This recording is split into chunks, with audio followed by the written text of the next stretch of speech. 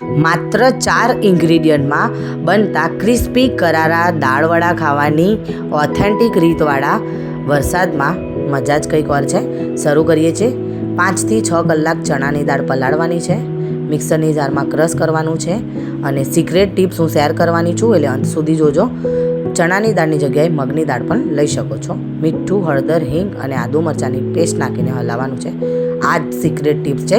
10 minute માટે એક જ રોટેશનમાં આપણે હલાવીશું એટલે આવા બબલ થશે. હવે એને 10 મિનિટ માટે રેસ્ટ માટે મૂકીશું એટલે બેટર સેટ થઈ જાય. કાંદા નાખીશું ઝીણા સમારેલા, અને આ રીતનું થીકન બેટર હોવું જોઈએ. ફૂલ ફ્લેમ આપણે કરીએ ત્યારે જ એને ફ્રાય કરવાનું છે, જેનાથી એ છૂટા નહીં પડશે અને તેલ નહીં પીસે. પછી મીડિયમ ફ્લેમ પર એને વરારે ફ્રાય કરવાનું છે. બ્રાઉન થાય એટલે એને સર્વ કરવાનું છે કાંદા અને લીંબુ સાથે.